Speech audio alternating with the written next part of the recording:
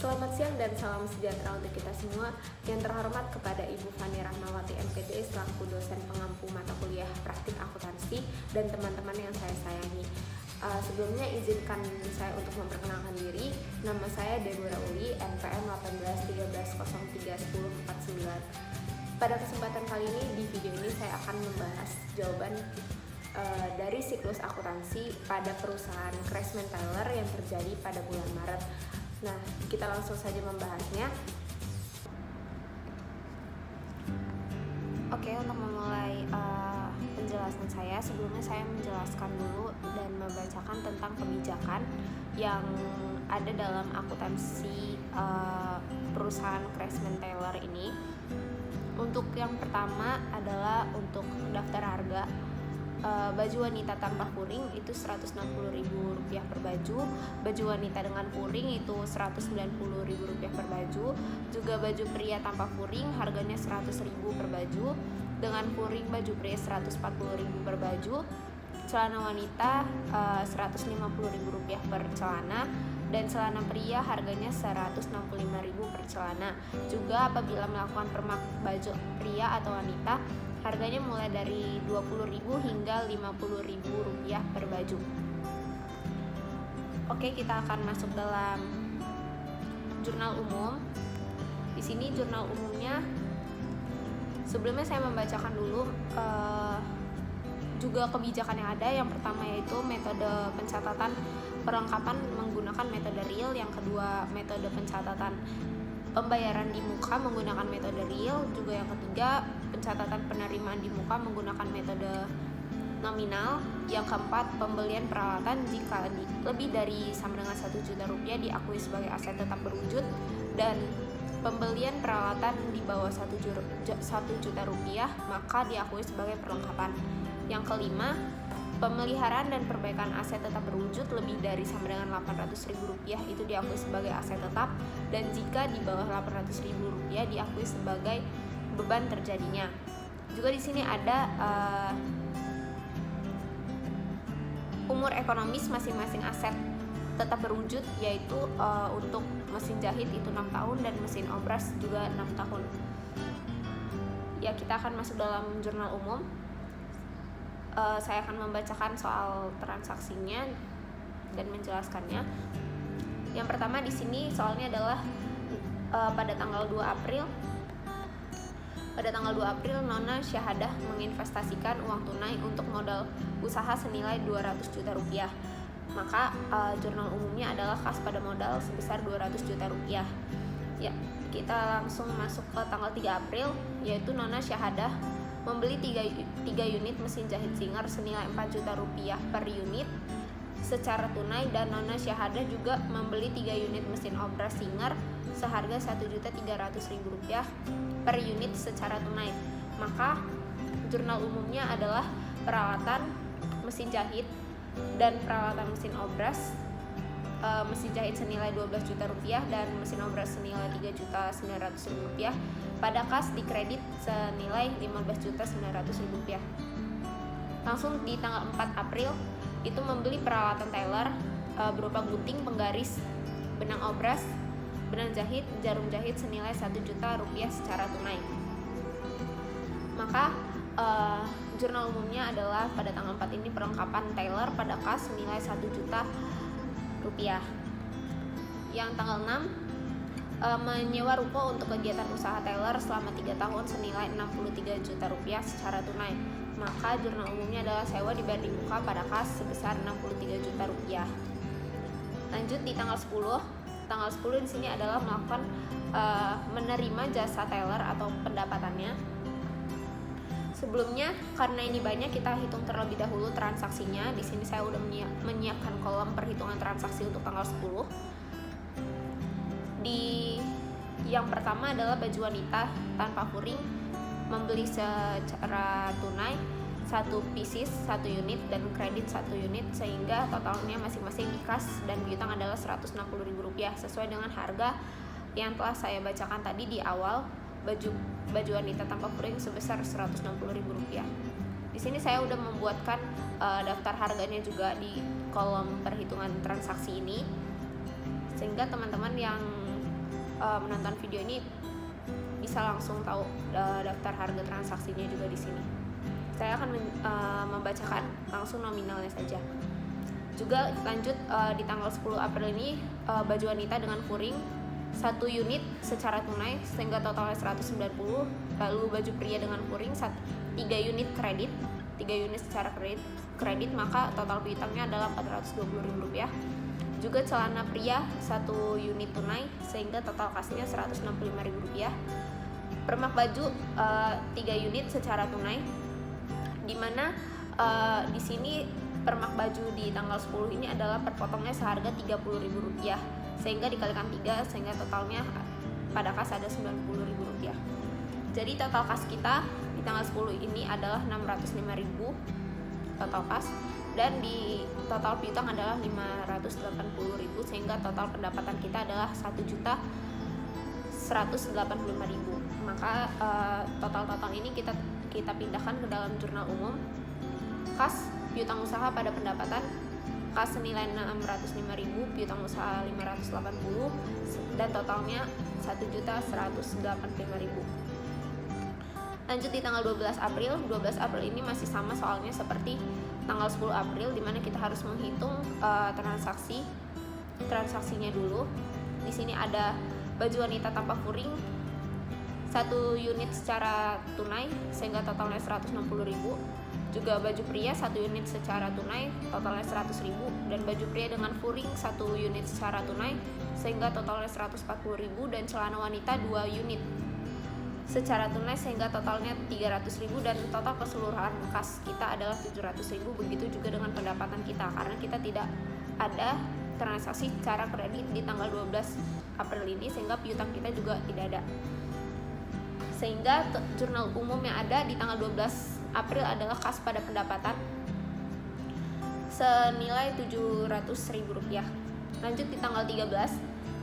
Di tanggal 13 April ini soalnya adalah membayar beban utilitas senilai Rp1.500.000 secara tunai, sehingga jurnal umumnya adalah beban utilitas pada kas senilai sebesar Rp1.500.000. Lanjut di tanggal 15 April adalah menerima pelunasan atas transaksi tanggal 10 atas jasa jahit baju wanita tanpa furing 1 potong. Sehingga jurnal umumnya adalah di tanggal 15 ini kas pada piutang usaha, karena kita menerima pelunasan maka piutang kita berkurang. Jadi kas pada piutang usaha sebesar Rp160.000, di mana Rp160.000 ini adalah harga baju wanita tanpa furing 1 potong. Ini ya contohnya nih, baju wanita tanpa furing 1 potong Rp160.000. Lanjut ke tanggal 17 April. 17 April adalah menerima pelunasan atas transaksi, sama ya soalnya kayak tanggal 15 April pelunasan piutang mereka. Jadi di sini adalah baju pria dengan furing 2 potong sehingga jurnalnya adalah kas pada piutang usaha sebesar Rp280.000. Lanjut di tanggal 18 ini adalah membeli perlengkapan tailor berupa benang jahit, benang obras sebesar Rp500.000 tunai. Jadi jurnal umumnya adalah perlengkapan tailor pada kas sebesar Rp500.000. Lanjut di tanggal 20. Tanggal 20 ini adalah menerima pelunasan atas transaksi tanggal 10 atas jasa jahit baju pria dengan furing 1 potong. Sama seperti di tanggal 15 dan tanggal 17, di sini kita menerima pelunasan utang sehingga jurnalnya adalah kas pada piutang usaha sebesar Rp140.000. Lanjut di tanggal 21, di 21 ini kita menerima pendapatan. Seperti biasa kalau menerima pendapatan kita hitung dulu jumlah transaksi kita. Transaksi di tanggal 21 ini, di sini tanggal 21 transaksi yang ada adalah baju wanita tanpa furing. Di sini ada 2 potong secara kredit sehingga totalnya Rp320.000 di piutang. Juga baju wanita dengan furing 2 potong secara tunai sehingga total kas kita Rp380. Juga baju pria tanpa furing di sini tunai ada 4 potong sehingga ditotalkan Rp400.000 kas. Juga ada celana wanita tunai 2 potong sehingga total 300. dan celana pria 2 potong secara kredit, sehingga total piutang kita bertambah 330. Juga ada permak baju di sini. Permak baju yang ada 3 potong, dikalikan dengan dalam soal adalah Rp25.000 per potong, sehingga dikalikan dengan 3 hasilnya Rp75.000. Karena dia tunai, maka masuk dalam kas sebesar Rp75.000. Sehingga total kas kita di sini adalah Rp1.155.000, dan total piutang kita di tanggal 21 ini adalah Rp650.000, sehingga total pendapatan kita adalah Rp1.805.000. Kita masukkan ke dalam jurnal umum. Di sini jurnal umumnya adalah kas piutang usaha pada pendapatan. Tinggal dipindahkan saja nominalnya tadi, di mana di kas ini 1.100.000 ini juga piutangnya ini 650 dan pendapatannya ada 1.805.000. Kita lanjut langsung ke tanggal 24 April. 24 April menerima pelunasan atas transaksi jasa jahit baju wanita dengan furing 2 potong, sehingga total pelunasannya dan pendapatan kita menjadi Rp320.000. Ya, Rp320.000. Lanjut di tanggal 25 adalah membayar gaji karyawan senilai Rp3.250.000, di mana jurnal umumnya pastinya beban gaji pada kas sebesar Rp6.500.000 dari Rp3.250.000 dikalikan dengan 2, totalnya Rp6.500.000. Oke, lanjut di tanggal 27 ini adalah menerima jasa teller antara lain. Berarti di sini kita menerima pendapatan. Untuk itu kita menghitung jumlah transaksinya dulu. Di tanggal 27 ini saya udah buat juga. Tanggal 27 ini ada baju wanita tanpa furing. Ya, baju wanita tanpa furing ada 2 potong secara tunai, sehingga totalnya 320. Baju wanita dengan furing totalnya 6 potong secara kredit, sehingga piutang kita bertambah Rp1.140.000. Dan baju pria tanpa furing piutang kita 2 potong kredit, sehingga totalnya Rp200.000. Dan permak baju di sini ada 5 potong, di mana per potongnya itu dikalikan dengan Rp50.000 dalam soal, sehingga totalnya adalah 5 kali Rp50.000 menjadi Rp250.000. Sehingga total kas kita di sini ada 570 dan piutang kita 1.340, sehingga total keseluruhan pendapatan kita di tanggal 27 April adalah Rp1.910.000. Kita masukkan ke dalam jurnal umum di tanggal 27 April. Ini dia kas sebesar 570, piutang usaha sebesar 1.340, dan total pendapatan kita Rp1.910.000 di kredit. Lanjut di tanggal 29 adalah pengambilan uang untuk keperluan perbaikan kendaraan pribadi senilai Rp1.200.000, sehingga jurnal umumnya adalah prive pada kas sebesar Rp1.200.000. Lanjut masih di tanggal 29 tapi beda transaksi, yaitu menerima pelunasan transaksi atas tanggal 21 atas jasa jahit celana pria 2 potong, sehingga per potongnya itu celana pria harganya Rp165.000. Karena dia 2 potong, sehingga totalnya adalah Rp330.000 dan jurnalnya adalah kas pada piutang usaha. Transaksi terakhir di tanggal 30 adalah menerima pelunasan atas transaksi. Ini sama ya, jurnalnya sama kayak di tanggal 29 karena kita menerima pelunasan piutang kita, sehingga dia kas pada piutang usaha sebesar Rp200.000. Karena baju pria tanpa furing per potongnya dia 100.000, karena di soal ada 2 potong, sehingga dikalikan dengan 100.000 kali 2 jadi Rp200.000. Sehingga total keseluruhan jurnal umum kita adalah Rp296.630.000. Oke. Setelah jurnal umum, kita masukkan ke dalam buku besar, di mana buku besar ini adalah proses pemostingan dari jurnal umum ke buku besar untuk mengetahui saldonya, saldo per akunnya. Di sini di mana kolom tanggal tetap diisi dalam kolom tanggal untuk transaksi, setiap transaksinya juga ada keterangan di sini adalah maksudnya diisikan dengan transaksi jenis apa yang dilakukan di tanggal tersebut. Misalnya di tanggal 2 kita melakukan ada transaksi investasi modal awal, maka keterangannya kita isikan dengan investasi modal awal. Nah, debit kreditnya dari mana, nominalnya dari mana? Nah, dari setiap transaksi di jurnal umum yang kita buat tadi. Misalkan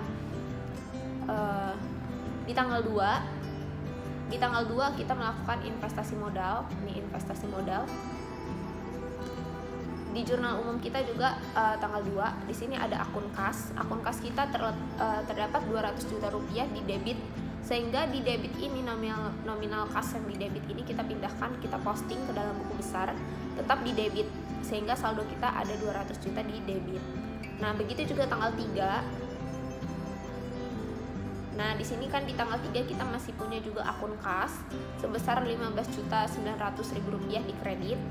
Maka ini kita pindahkan, akun kas ini yang 15 juta ini kita pindahkan ke buku besar dengan keterangan membeli peralatan, karena kita melakukan pembelian peralatan di tanggal 3 April. Nah, ini 3 April membeli peralatan sebesar 15.900.000 di kredit, karena kita tadi transaksinya juga di kredit ya. Akun kas kita ada di kredit. Saldonya ini adalah proses perhitungan antara debit dan kredit. Begitu juga seterusnya hingga semua akun kas yang ada di jurnal umum ini terposting di buku besar. Nah, bagaimana caranya agar apa yang telah kita posting itu tidak double gitu kan? Jadi kita memasukkan setiap yang udah kita posting, misalnya tanggal 2 nih kita posting, nomor akun kas kan 111. Nah, di akun kas di jurnal umum kita isi referensinya dengan nomor akun kas yaitu 111. Nah, yang referensi yang di buku besar kita isi dengan kode jurnalnya yaitu jurnal umum, karena kita mempostingnya dari jurnal umum. Nah, begitu semua akun kas telah selesai. Habis akun kas ada akun piutang usaha, di mana semuanya ini juga sama seperti akun piutang usaha tadi. Akun kas tadi yang telah saya jelaskan, sehingga akhir-akhirnya ini ditemukan saldo-saldo per akun yang ada. Begitu semuanya hingga semua akun yang ada di jurnal umum itu terposting semua di buku besar.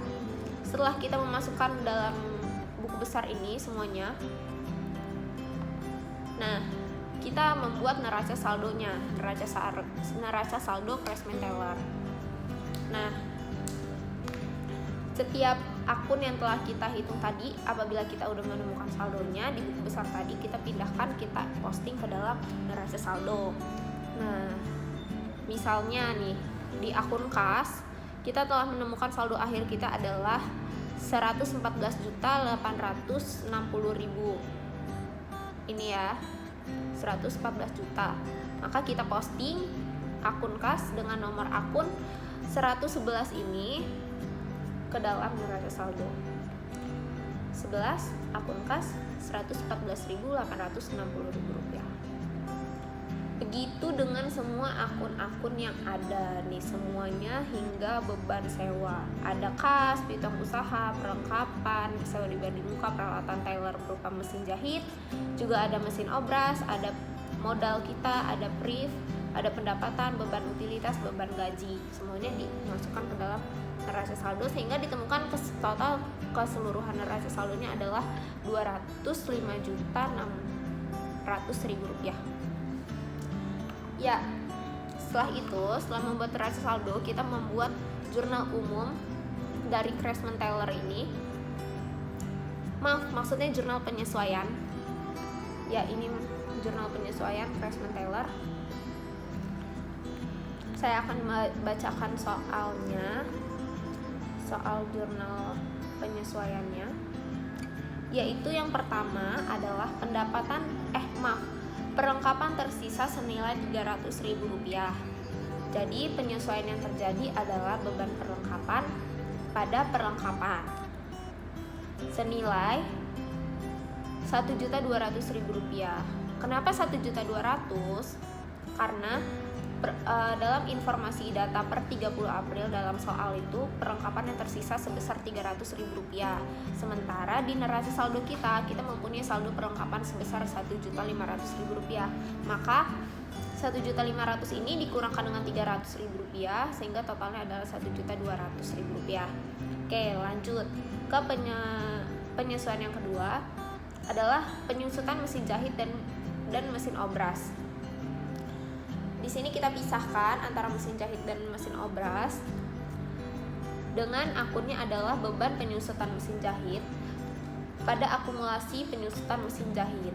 Nah, di sini perhitungannya bagaimana? Perhitungannya adalah kita mempunyai saldo di neraca saldo ini, peralatan mesin jahit kita ada 12 juta di debit, sehingga penyesuaiannya adalah perhitungannya 12 juta dibagikan dengan umur ekonomisnya mesin jahit, yaitu ada 6 tahun, saya udah bacakan tadi di awal, dibagikan dengan 12 karena 1 tahun ada 12 bulan ya. Jadi totalnya adalah Rp166.667. Nah, begitu juga dengan mesin obras. Saldo mesin obras kita tadi ada 3.900.000. Nah, masuk dalam penyesuaian perhitungannya menjadi 3.900.000 dibagikan dengan umur ekonomisnya 6 tahun dan 12 karena kita mau cari harga ekonomi penyusutannya per bulan, sehingga totalnya adalah Rp54.167.000 dengan akunnya yaitu beban penyusutan pada akumulasi penyusutan. Terus kita masuk dalam penyesuaian yang terakhir adalah sewa yang telah jatuh tempo senilai Rp1.750.000 dalam soal ya. Jadi akun penyesuaiannya adalah beban sewa pada sewa dibayar di muka sebesar Rp1.750.000. Sehingga total keseluruhan jurnal penyesuaian kita adalah Rp3.170.834. Setelah membuat jurnal penyesuaian, kita masuk ke dalam neraca lajur atau worksheet kita. Di sini neraca lajur worksheet kita ini menggunakan 10 kolom dengan 5 kategori, yaitu ada neraca saldo, ada jurnal penyesuaian, ada neraca saldo disesuaikan, ada laba rugi dan neraca. Dimana semuanya ini adalah angka-angka pemindahan. Enggak semuanya sih, maksudnya neraca saldo dan ayat jurnal penyesuaian ini adalah pemindahan dari laporan yang kita buat tadi ini. Neraca saldo ini adalah pemindahan dari neraca saldo kita tadi ini semua dipindahkan ke dalam kolom neraca saldo di neraca lajur atau di worksheet kita ini. Juga begitu dengan ayat jurnal penyesuaian kita ini adalah pemindahan keseluruhan dari jurnal penyesuaian kita 3.170.000, di sini juga 3.170.000. Nah, selanjutnya kolom neraca saldo disesuaikan itu adalah penyesuaian antara neraca saldo dan ayat jurnal penyesuaian yang kita hitung sehingga menimbulkan saldo yang ada. Nih, kas apabila dia bertemu dengan debit dia dijumlah, apabila dia debit dengan kredit dia dikurang, yang sama ditambah, yang berbeda dikurang. Ini dia yang 114 juta dari akun kas, ini langsung aja kita pindahkan karena dia tidak ada penyesuaian yang terjadi. Juga di piutang usaha kita langsung pindahkan karena tidak ada penyesuaian yang terjadi.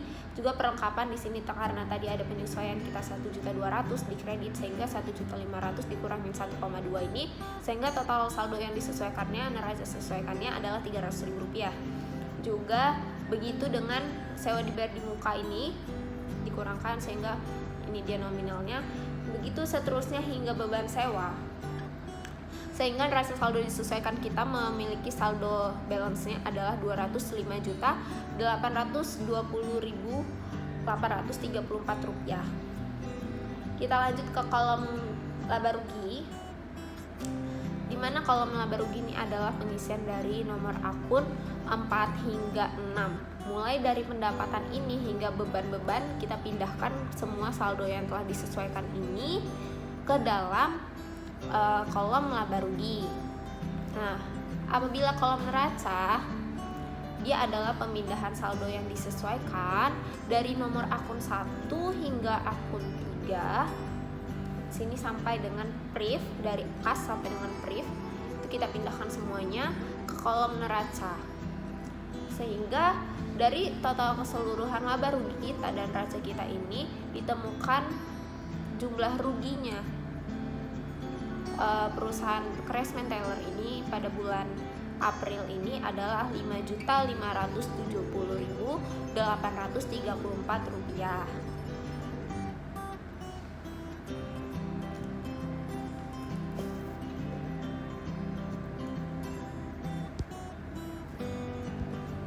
Nah, setelah kita membuat neraca lajur atau worksheet-nya, kita masuk dalam laporan laba rugi. Nah, di sini laporan laba rugi kita ini berisikan dengan pendapatan operasional. Jumlah pendapatan kita ada 5.600.000. Di sini ada dari jumlah pendapatan kita nih 5.600.000 kan.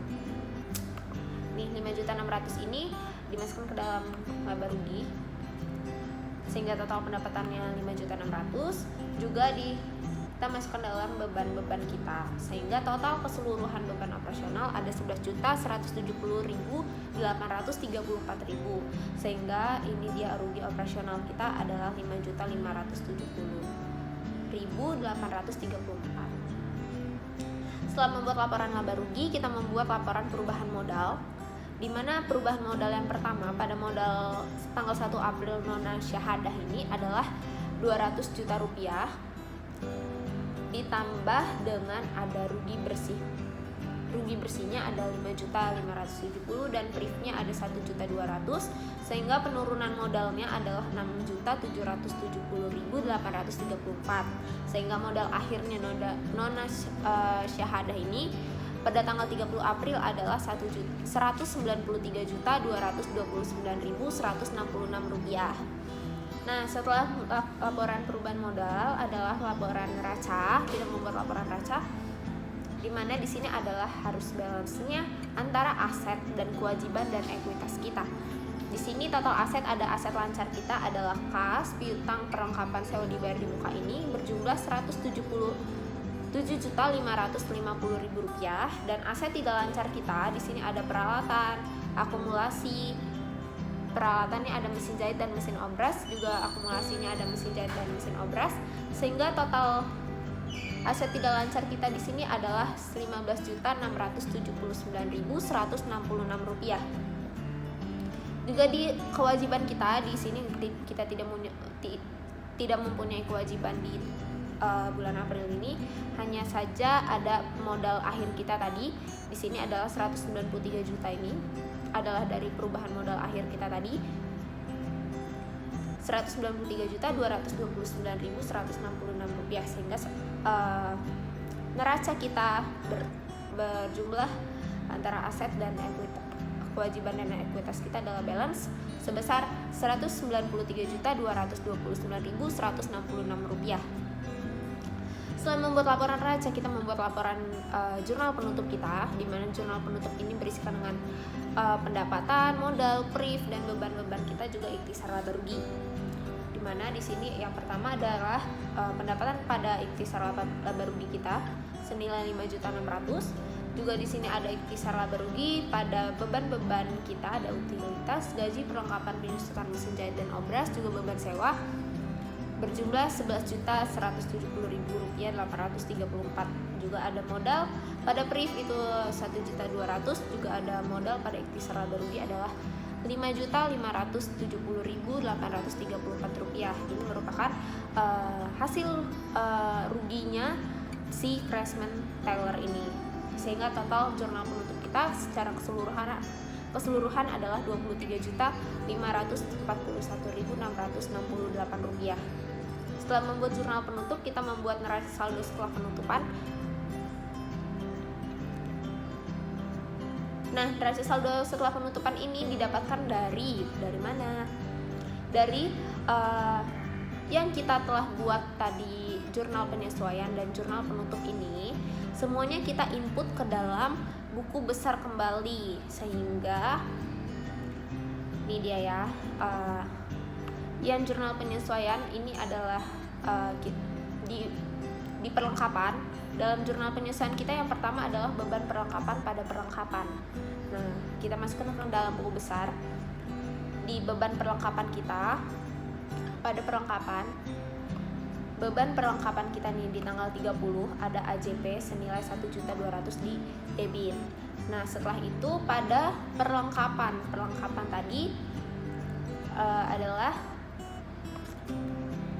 nih 1.200.000 di kredit. Referensinya AJP karena kita mengambilnya dari jurnal penyesuaian kita. Apabila tadi kita mengambil dari jurnal umum, kita mengisi referensinya dengan AJP. Juga begitu di AJP, referensinya kita isikan dengan nomor akun masing-masing akun yang ada. Beban perlengkapan nomor akunnya 630 agar pemostingan ke dalam buku besar dari jurnal penyesuaian ini tidak sulit. Begitu selanjutnya dengan penyesuaian mesin jahit dan akumulasi, kita masukkan juga ke dalam buku besar.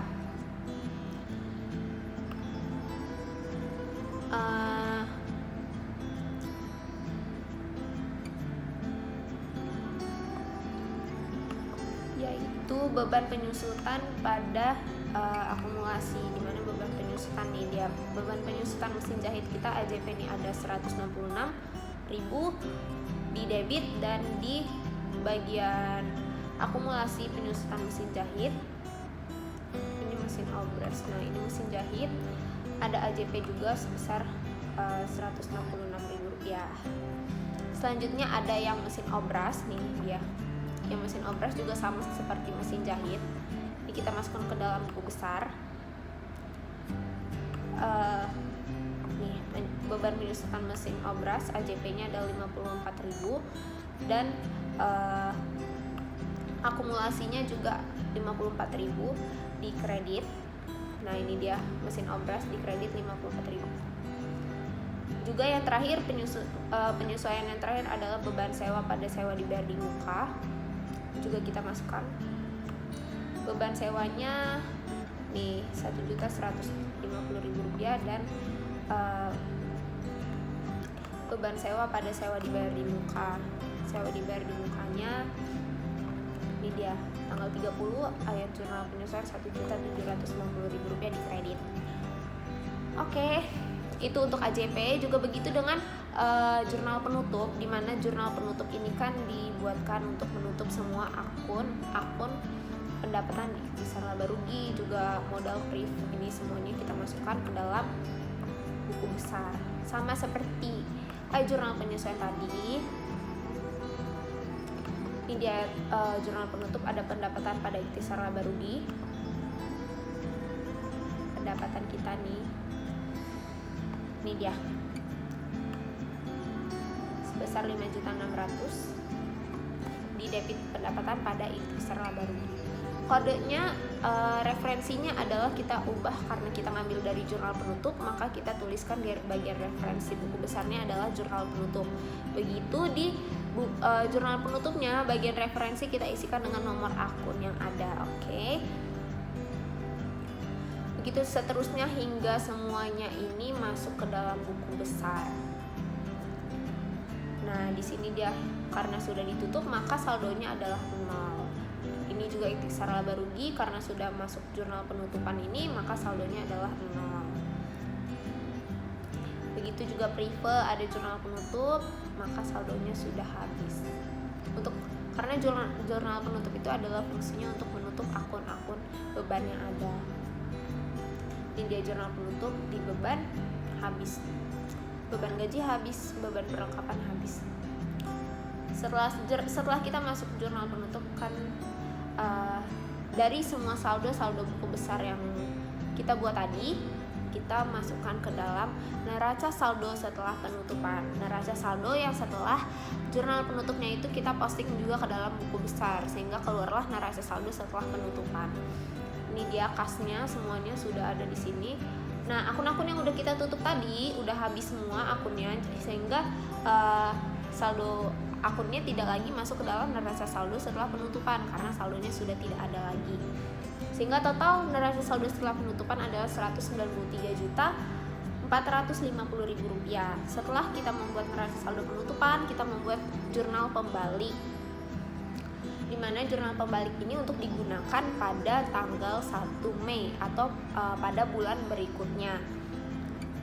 Yang kita balik adalah beban sewa pada sewa dibayar di muka ini sebesar Rp1.750.000. Nah, itu dia penjelasan tentang siklus akuntansi Crash Menteller pada bulan April. Semoga apa yang telah saya jawab ini dapat membantu teman-teman semua untuk mengerti dalam siklus akuntansi yang ada. Juga video ini saya buat untuk merupakan tugas akhir atau syarat mengikuti ujian akhir semester pada mata kuliah praktik akuntansi yang ada. Terima kasih semuanya. Selamat sore.